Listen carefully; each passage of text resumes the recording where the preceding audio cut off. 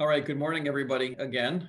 I think we're still moving people into this breakout room, so give us a few minutes, but thank you for agreeing to join this breakout.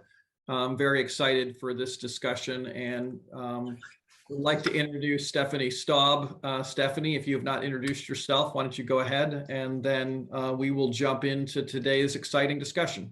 Absolutely. Thanks, Aaron. So I'm Stephanie Staub, and I'm the Director of Infrastructure and Energy Sector with the New Jersey Pathways Initiative. I'm very happy to be here. Glad that all of you can join us today. I see we're up to 57 participants. That's terrific.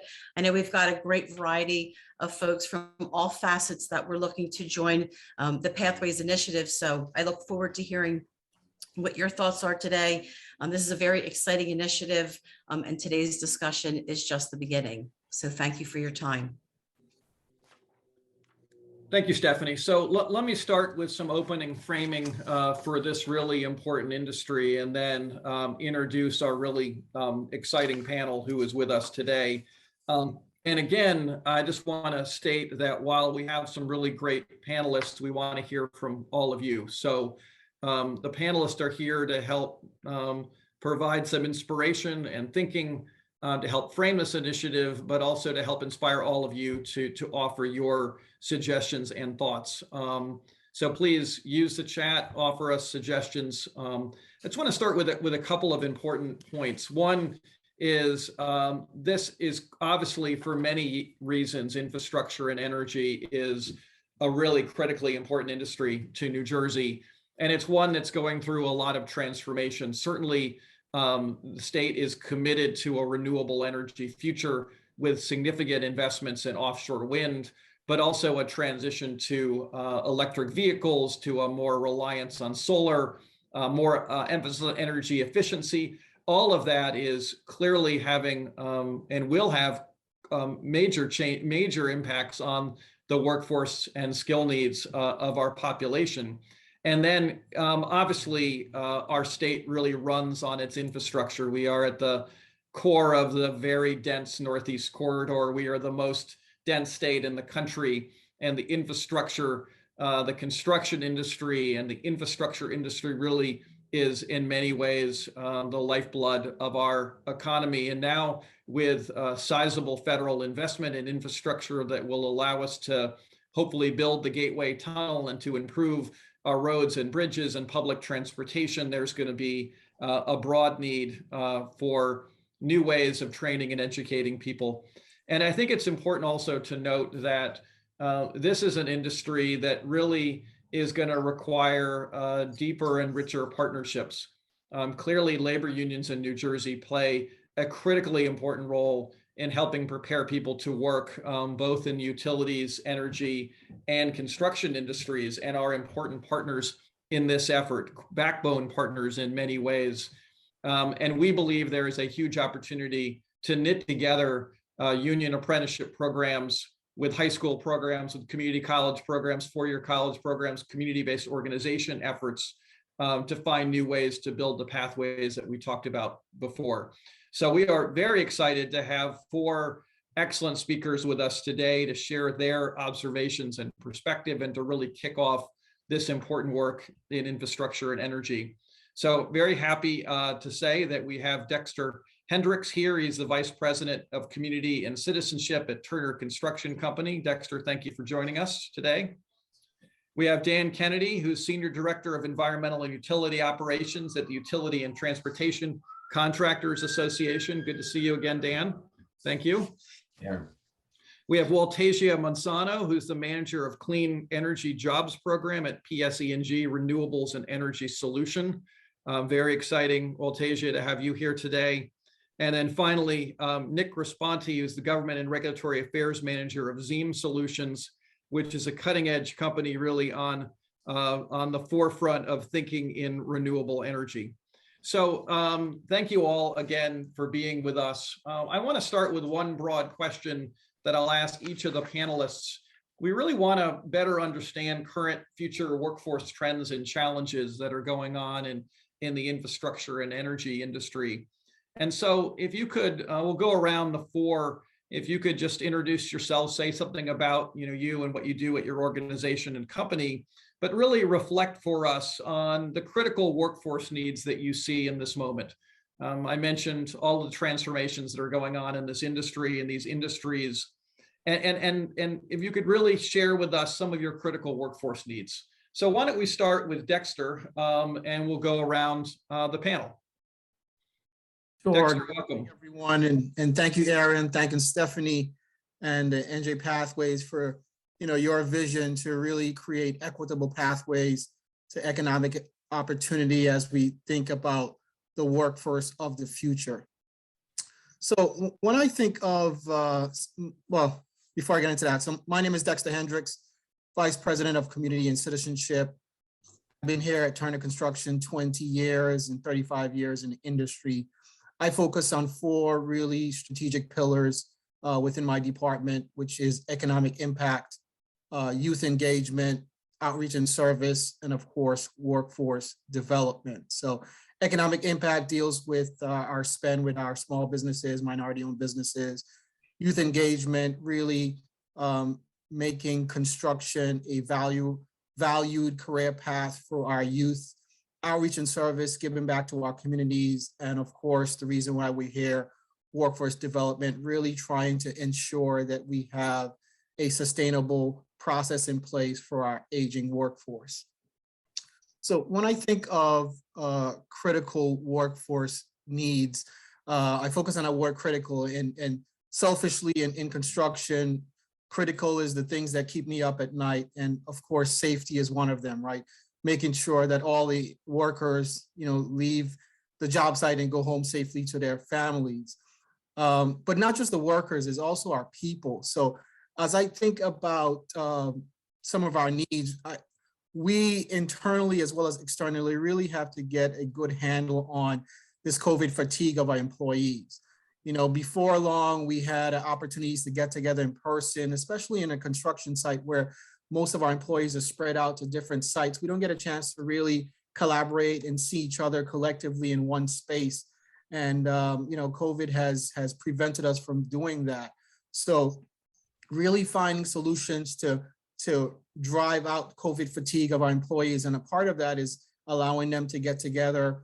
We have had great opportunities in outreach and service and volunteering time that, COVID has kind of restricted that sometimes. So I definitely want to make sure that we take care of our employees. At Turner, we have this theme of active caring, not only for our workers in the field, but for our internal employees as well too. So I want to make sure that we get a good handle on that. That's one of the things that really keeps me up at night, is the fatigue of our workers in this COVID environment. And they're concerned about a lot of stressors, right? Like childcare and elder care, transportation, working from home, masking, 6 foot, all of the stuff that, quite frankly, is necessary in a construction site as we collaborate in teams, workers work in pairs to do things. And of course, this idea of diversity and inclusion, which is special and important to me, not only internally here at Turner, but as we see the construction industry at a whole. So those are my 2 biggest needs and what I see as some of the trends and challenges that we have upcoming. So thank you, Aaron. Thank you, Dexter. And we appreciate your company's involvement and you being here with us today. Thank you. Let's stay in infrastructure and go to Dan Kennedy. Dan, as your members are building for the future and helping us do some big projects, what are some of your thoughts that you're hearing in terms of the critical workforce needs that your companies are experiencing in this moment? Sure, Aaron, thanks. My name is Dan Kennedy. I work for the UTCA. The U stands for utility and the T stands for transportation. We're a longstanding BIA member. We represent employers, but I don't think we've ever engaged with the BIA or through a kind of collaboration like this with the BIA. We typically focus on other issues involving regulation and legislation. So first, Aaron, thank you for inviting us to be a part of it. Stephanie's been great to work with so far. And thanks BIA for having the vision to be a partner in this. Aaron Price said something interesting in the opening about old guard. And I think UTCA is kind of part of that old guard, and kind of be going through a process of self-recognition and issued a new strategic plan that's available on our website. However, there's a recognition in our strategic plan that preparing for the future includes not just funding and regulation to accelerate projects, but the workforce. So we've gone through a process at UTCA, and we will be focusing on workforce and investing in this partnership moving forward. We believe in your approach of kind of targeted priority industries. Aaron, you may not be surprised to hear that, given our work in the past on strategic planning for the state.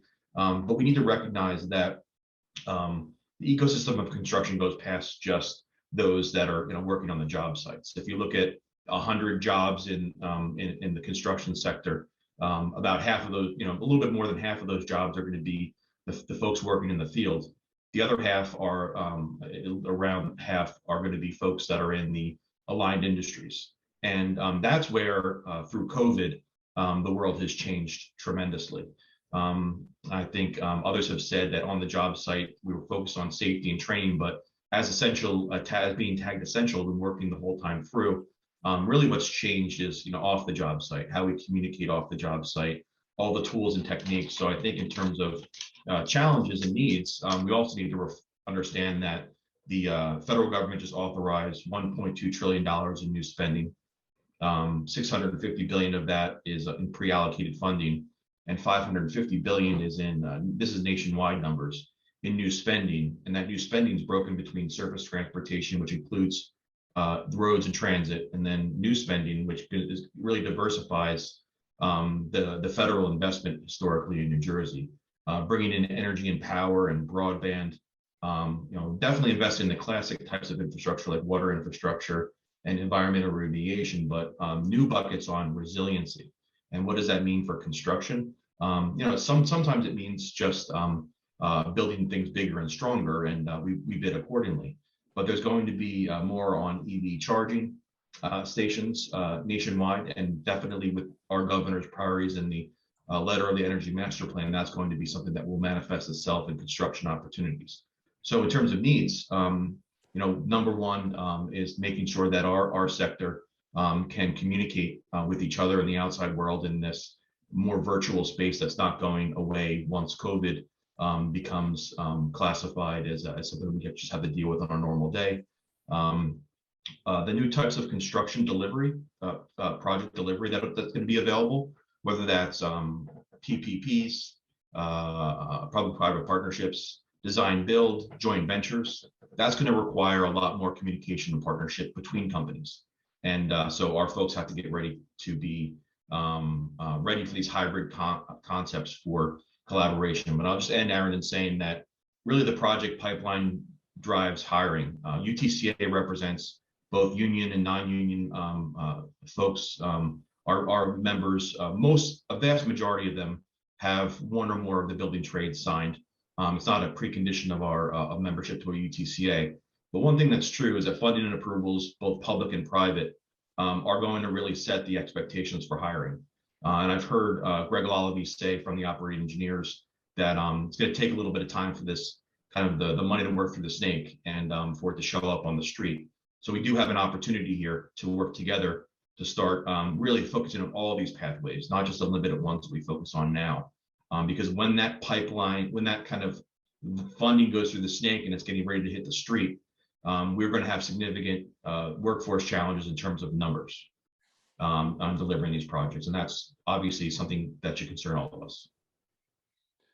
Thank you, Dan, and thanks for being here, and thank you for being kind of an old partner in a new role in a new way, kind of keeping what Aaron Price said, taking it to heart. So thank you. A lot of work ahead, and glad we're having these conversations now. So I want to turn to kind of the renewable energy side of the equation. We've got two great panelists here who can offer their perspectives on those issues. So first, I want to turn to Pscng, obviously a critical company in New Jersey in so many ways. Many of us here rely on Pscng every day, and they are now leading some really interesting thinking about renewables and energy solutions, and very happy to have Waltesia Monsanto here with us today. So Watazia, let me turn it to you for your thoughts from the perspective of Pscng. Of course. Good morning, everyone. Thanks for having me today. I'd like to especially thank the NJCC and NJBIA. Stephanie, thanks for coordinating with me. It's been a pleasure to work with you so far, and I look forward to upcoming discussions. Before I get into the focus of today's discussion, I'd like to share how our Clean Energy Jobs program fits into Pscng's overall clean energy vision. We call it Powering Progress, which is simply less energy being used, and the energy that is being used is cleaner and delivered more reliably than ever. Our Clean Energy Jobs program helps to attract and train the human resources necessary to help realize that vision. And Aaron, I wanted to point out, I guess so many people, I always start with a moment of levity to say, my name is Watazia Mansano. Oh, thank you. Sorry. Quite all Apologize. right. Anything remotely close, I will answer to. I've been at Pscng for 20 years now, and Jersey girl, born and raised, and it's been a delightful experience to work in the workforce development space most recently. Our Clean Energy Jobs program is leading a concerted effort to focus on diversity and provide a pathway to training and careers. In order to do this, it's primarily focused on 3 areas: jobs recruiting, training, and a real focus on diversity. And if you hear those pillars, it should hearken to directly what we're talking about in terms of the Energy Master Plan, as well as our New Jersey Board of Public Utilities board order that was pushed out in 2020, where we are working on equitable ways to provide not only jobs, but long-term careers as it relates to energy efficiency. When you talk about the trends and challenges that we're seeing, there are 2 in particular that I think are pivotal in order for us to be successful that we need to focus on. One is women. And as we think about COVID and the mass exodus of women from the workforce, there's various sources out there like AP and others that point out 3.5 million women left the workforce in 2020. How do we formulate a framework and approach amongst all the different entities that you're highlighting, which I think is great, to be able to provide pathways for them to come back? What does that look like from an education perspective, a training perspective, and a real focus on forging relationships amongst those entities in order to give pathways into clean energy? We're a new space. We recognize that energy efficiency is the way of the future, and we're working to address certain gaps that exist, specifically around upskilling the current workforce. So when you talk about a challenge that we see, it's looking at incumbent workers and determining what transferable skills they might have that would allow them to leverage those skills, feel a sense of confidence that they're working towards something greater, right? And as it relates to energy efficiency, I'm particularly excited to be in this space because I think in light of COVID, so many of us want to work for a greater purpose, right? We've been home for a remote work and away from those we love most that aren't in our immediate households. So how do we all work together to say that there is a greater purpose out there in terms of clean energy?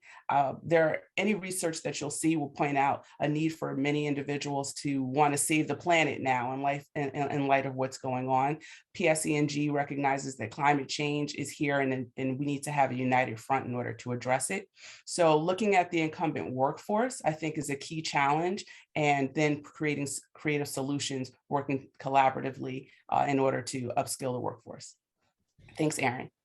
Thank you so much, Watazia, and I apologize for the mispronunciation. I will get it right someday. Quite all right, quite all right. So you nailed it already. Okay, well, I'm trying. Thank you. Thanks, Aaron. But really appreciate your voice and your company's involvement in this work and helping us transition to that renewable energy future. So great to see Pscng leading the way. So let's turn to Nick Rispante from Zeem Solutions.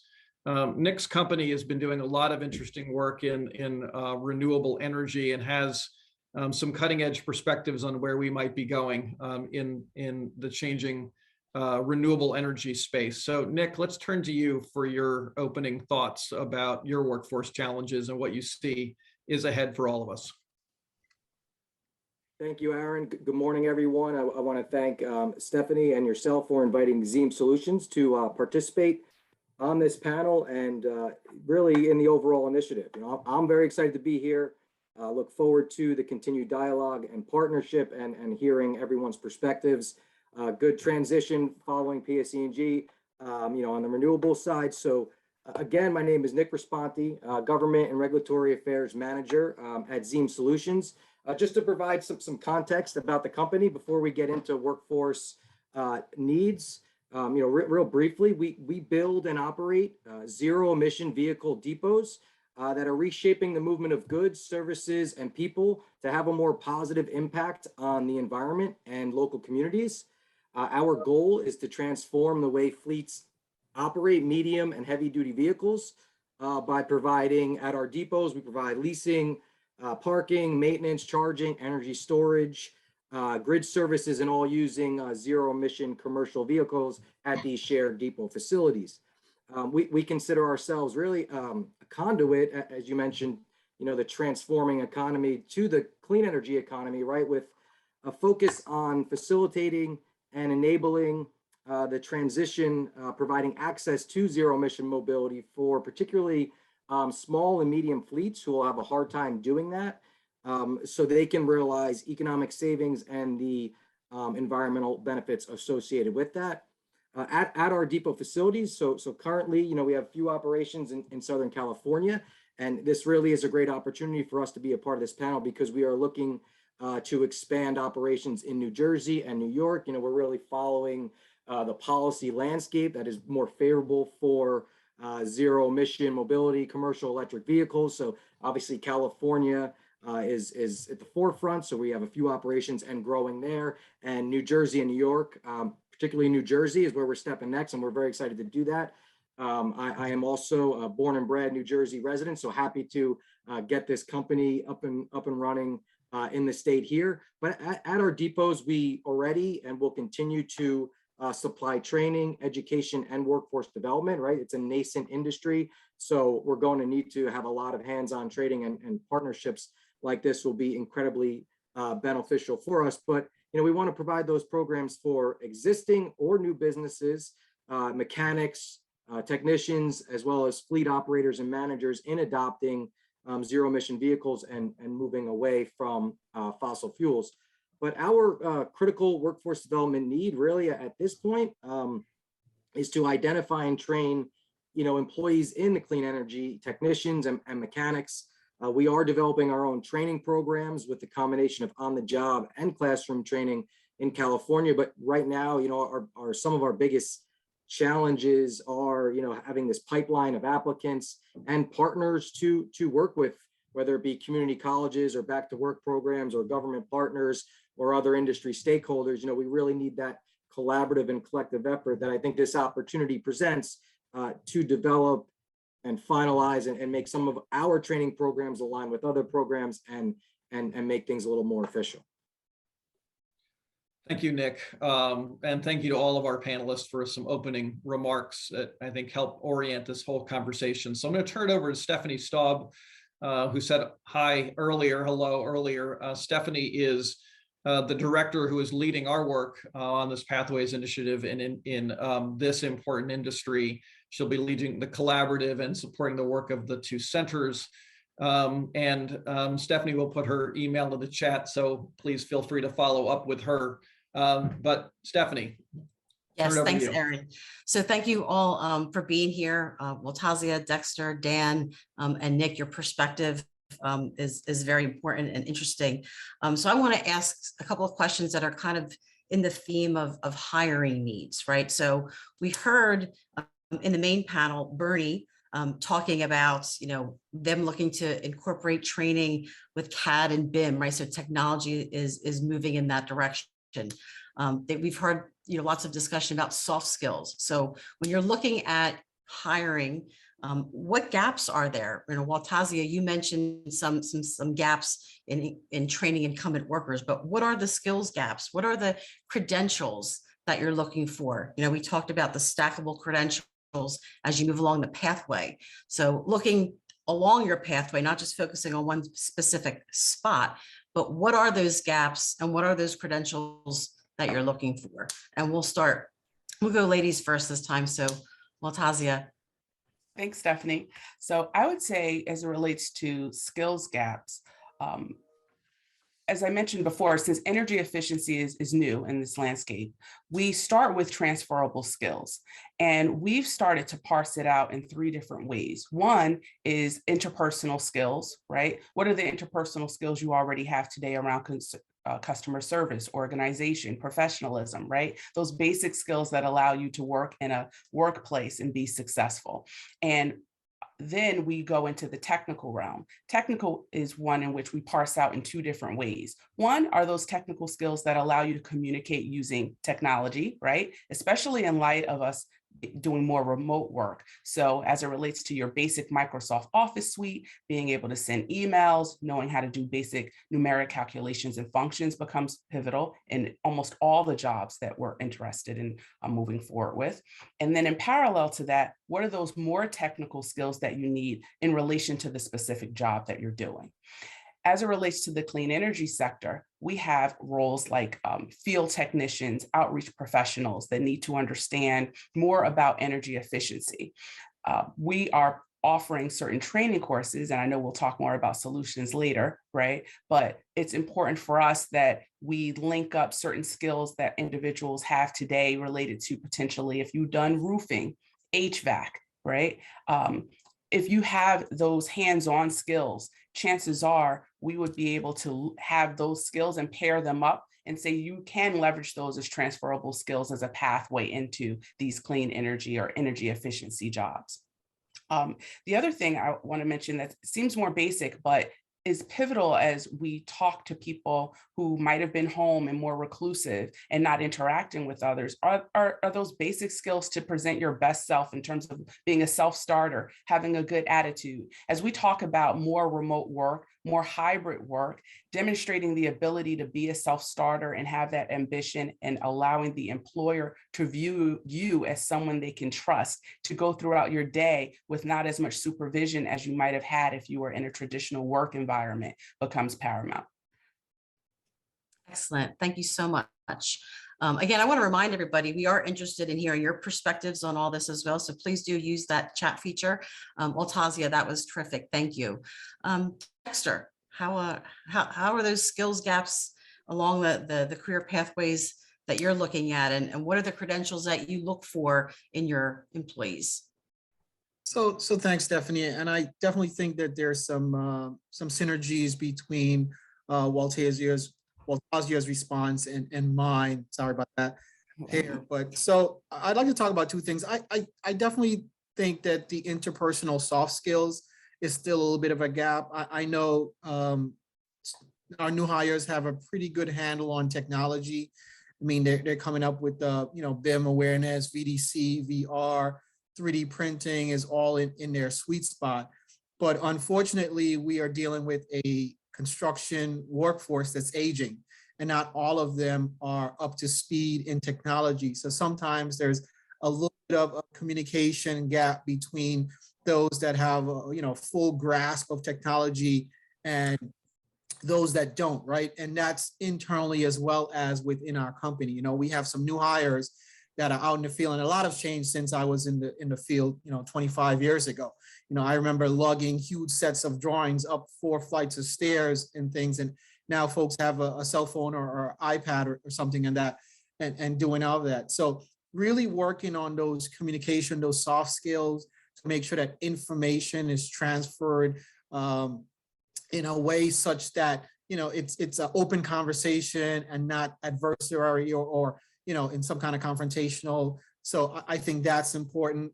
And the second thing is going back to something that I'm passionate about is the diversity aspect of it too as well too. So I think we collectively have to do a better job of making sure that we introduce the career opportunities in construction at a much earlier age, middle school, even K through 12, to make sure that females know that they can be carpenters, they can be engineers, as well as people of color understanding that the pathway to success is not necessarily through a traditional 4-year college.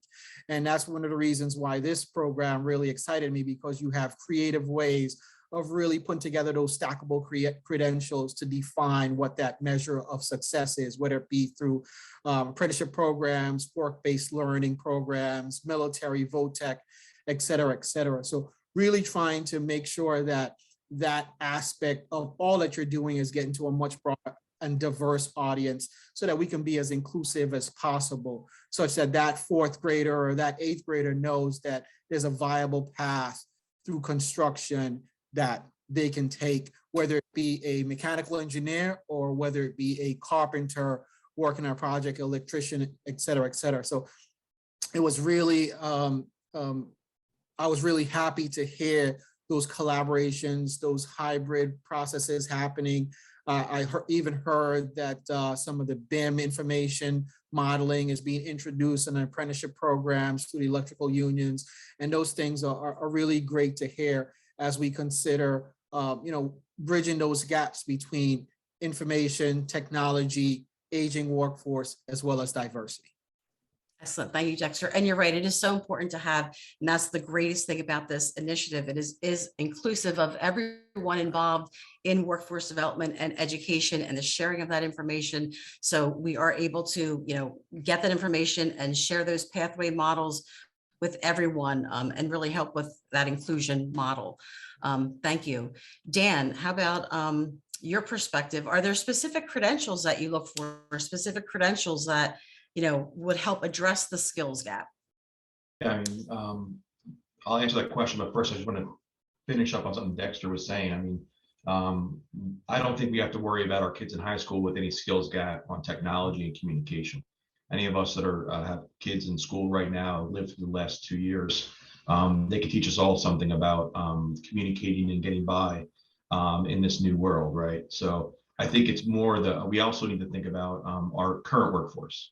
It's probably our, most of our workforce is, in terms of majority wise, about 50% plus is over 50. And those are the folks, retraining those, that's where I think our focus should lie. On the back end, I'd say one of the things UTCA has done is in a partnership, and I think Jill Schiff is on this, and credit to her organization and her specifically for doing this, Jill, for most of her career. We help with the construction industry advancement program that they kind of are the backbone staff for. And every year we interview 150 or so students in post-secondary, community colleges and four-year schools from New Jersey, mostly New Jersey. And most of the skill gaps that we experience by interviewing all those candidates and kind of pre-screening them prior to, and again, I don't sit on all those interviews, but enough to kind of get a little feel for it. The interpersonal skills are very weak. And that's when the technical skills at that stage that are going through colleges, the candidates that rise to the top are the ones that already have their OSHA certificate for safety. The ones that rise to the top are CAD proficient, GIS proficient, and proficient in those spaces. Oftentimes, they're not going to have their welder's certificate or their electrician's licenses. And those are the type of transferable credentials that, I frankly, they would, getting through work and getting through signing with the trade is really kind of a pathway there. I've had the benefit of going to several of the training centers that the trades run. And I'm not going to say one or two because if someone's on the call, I'll be perhaps offending them because I haven't been to all of them. But I tell you, Stephanie, and for Aaron, if you haven't been to some of the training centers that are run by the trades in the state, you should really do a tour. They're very welcoming, and they're really world class, I think. So that's an area where you really have to make sure that the community colleges and the trades, and although the trades are not the only pathway for these credentials, they're a primary way. The trades offer welding certificates and all the things that they need to do to work in the infrastructure space. And that's one of the pathways that we want to see invested in. And one of the pathways our companies have a lot of faith in terms of getting the skilled workforce to them to not only be a number on the job, but do that job efficiently and safely, which is obviously a big concern because you can get the job, but if the job goes sideways money-wise or sideways safety-wise, you could really be out of business in a hurry. Thanks, Dan. And I agree that training centers, I've been very fortunate to work with a couple of trades, and they are always the rock stars. It's easy to get folks interested when you're able to see and do with your hands. I think this Pathways Initiative is a terrific way of exposing youth to all of the different careers in construction and in infrastructure and where those paths can lead you to, right? So we know that there's specific trades, but those pathways can take you in a lot of different directions. And so if I could just say that's what- that, oftentimes these social goals manifest themselves through a government agency putting a standard in place for contractors to meet. So in some ways, contractors become, liable for not meeting those goals or requirements in contracts, where really it's a societal failure, and contractors cannot overcome the lack of capacity in the workforce for these social objectives to be met. Well, therefore, it's efforts like this that contractors should be, and we are, and others are going to be willing to participate in, because the approach that government has taken in terms of just laying on these goals and standards without any real view of capacity, and then just expecting contractors to meet these goals is just not the path forward.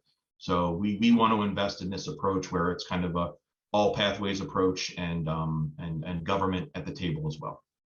Excellent. Thank you. Nick, I do want to get to you before just checking on our time. We want to talk about solutions, but what is it when you're going from, to electric vehicles and those mechanics, those technicians, what are the differences? What are the challenges that you're facing with those necessary credentials? Sure, and that's a good question. Just one point, Dan, I would love to learn more about those training centers at another time, but being respectful here of our time and moving on. So yeah, great question. Going right to the technical side, at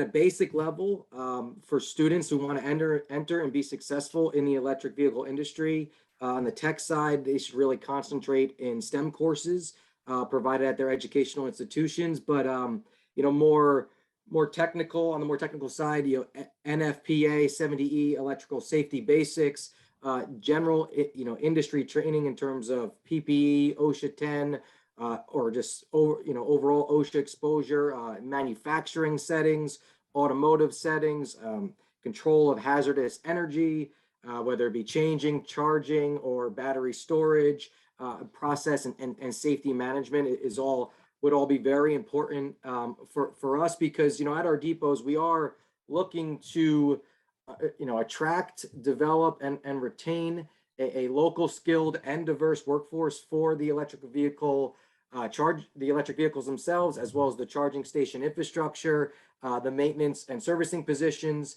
as well as our other corporate opportunities. So on the technical side, it's very important. I don't want to be redundant, but I agree with all about the soft skills and the transferable skills. Always very appealing in any candidate, including customer relations, communications, problem solving, troubleshooting, really just to support our general facility maintenance and operations. Another thing that wasn't mentioned too, and I'll be quick here, but we are always looking for passion and motivation for all of our employees, and especially to work in this growing zero emission vehicle industry. And to those who are really helping to or interested in facilitating this transition. So motivation, passion, very important for us. And our HR team really has found that the primary gaps are with these entry level candidates. Excellent. Thank you.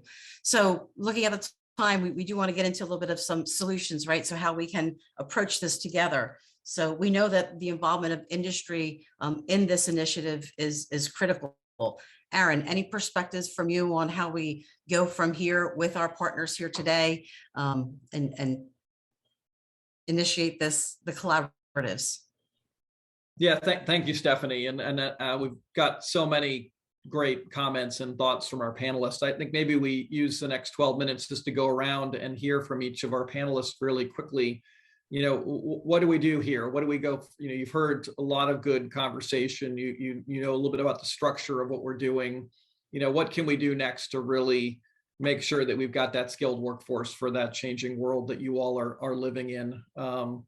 And we just go around the panel, a couple of thoughts. And again, I just want to encourage everybody to continue to put thoughts or questions or issues in the chat. So why don't we start, Dexter, why don't we start with you, and then we'll go around. Where do we go from here? How do we work together going forward, Dexter? Sure. So before I answer, I do want to give a shout out to my workforce development folks that's on the line, and everybody in that space of workforce development, apprenticeship programs that are doing great work. I support you. I see my good friend Richard Harris is on here, has a great program there in Newark. So to answer your question, Aaron, I think it's really just, strengthening the partnerships, really working with apprenticeship programs, the labor unions, to create that ecosystem, that word that keeps coming back here, this ecosystem of workforce development. Turner Construction, we're involved in a Time for Change consortium that, quite frankly, is made up of a lot of general contractors, some who are our competitors. But I think 2020 has taught us that we all have our due diligence in ensuring that we have fair and equitable practices, not only for businesses to enter into the industry, but people as well. So we have come together collectively to kind of make sure that we identify what those barriers to entries are as far as businesses, as far as people, to ensure that we do our part in creating this ecosystem and sustaining this ecosystem. And I definitely want to give a shout out to my friend Waltazia from Pscng, because I think sustainability is a huge part of that as well too. We have to protect the planet. I mean, we have to plan for this changing climate trends that we see, and that trickles down to what we do in construction as well too. Now that when we're looking at projects and we're creating BIM models and stuff like that, we have to take into effect our changing environment and be aware of the sustainable initiatives that we put into our industry as far as construction. So again, shout out to all who's working in this space to make sure that we do what we need to do to make this apparent for everyone that we have some challenges coming up as relates to workforce, especially in our construction and our aging workforce here. But I think this program, in combination with others, really forming and strengthening those partnerships could definitely be a way to a solution. Thank you, Dexter. And let's go to Dan. Dan, you've been in and around the government world for a while, and now at UTCA. Where can we go from here to create a new day? Yeah, I think, Aaron, it's a good point. In government, you see, this recasting of old ideas is new, and I think, this is kind of an old idea here. Getting our younger people and to transition into the workforce, and then making sure that our existing workforce can sustain through the changes that are inevitable through a career. So I said some of the lessons you learn from government is, try not to duplicate efforts and step on each other's toes. And I think that's, this listening first approach that you're taking is really a good way to approach this. Although there's a lot of legislative and regulatory innovation killers out there that come through government, I think, trying to keep this group of folks that may not agree on everything, focus on workforce and maybe try to keep out the some of the legislative and regulatory hurdles that we know that kind of hurt us meeting our mission is probably a smart move. I think we need to broaden the view of what a green job is in the state of New Jersey. Oftentimes it's viewed as some sort of a strictly nonprofit or environmental gig, but we think the state government is evolving through the Green Jobs Council and really starting to view jobs like water infrastructure construction and transit jobs and energy resiliency is all part of a green job. And we want to be seen in the construction sector as part of the future in the state of New Jersey. And if that's the innovation economy or the core economy that our business presents, then that's a good thing. So don't duplicate, stick with the coalition approach and agree on as much as we can.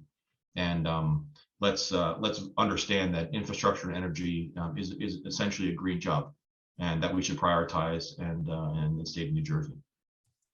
Yeah, Dan, thank you for your comments. And I'm glad you mentioned that first point, because there is a lot going on in the policy making space around energy and construction infrastructure that's going to impact some of these issues. We have less control over that. I know you and others are trying to be a voice of from your perspective on those issues, but we do have a lot of control over a lot of things that we do as community colleges, as partners, as four-year colleges and universities, as training partners. So there's a lot that we can do. And our workforce plans that we develop through this initiative, I think, can be a vehicle to highlight some of the other regulatory and legislative changes that could be taken. So great points, Dan. Thank you for being here. I'm going to go back to Taja, talk about where do you think we go from here in terms of next steps, and how do we work together to meet this workforce need? Absolutely. Thank you, Aaron. And thanks, Dexter, for the shout out earlier. We're really excited to be in this space and knowing that it's going to be critical for us to get this right in order to be sustainable in the future. As LaToya commented in the comments, which I was keeping up with, and Dan mentioned youth, I think the younger the better in terms of creating pathways for them to see what's out there by way of not only jobs, but careers. All too often in our educational system, there is a push, especially in our underserved communities, to think that the only road to success is the four-way degree, right? And so what we've been doing as part of the Clean Energy Jobs program is actually showing them what the logical progression is from what would be a starting hourly wage, moving through to a salary job, right? That is actually going to build generational wealth for many of these underserved communities, and being able to get that narrative right for the K through 12 and putting visible images in front of those students to let them know what the types of skills are that they need earlier is better. We've been working to partner, and that's why I'm excited to be here today, because I think you're also moving in the direction of building out these frameworks where we need a collaborative effort between vocational schools, community colleges, trade schools, as well as companies like ours, so that we can align the curriculums, right? What we see all too often is that there will be the educational institutions that will build a curriculum, and then there's still a gap that we need to forge in the corporate sector. So I think having conversations like this is part of the solution. In addition to that, Dan mentioned a good point about contractor support.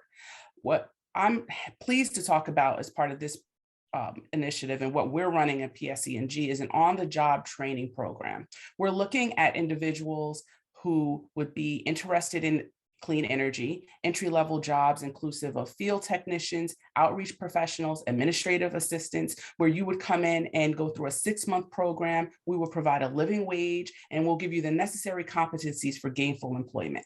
In order to do this, which key here is we're working with many of the training providers throughout the state to help supplement this program, right? So it's not a standalone. We're also communicating to utilities across the state about what we're doing so we could partner with them and have repeatable processes, all aimed at giving candidates the professional mentorship that we've recognized that they need in order to be successful in this space, giving them that combination of interpersonal skills, job readiness courses, and specific job training is going to be key for us to be successful, regardless of the role that they're in.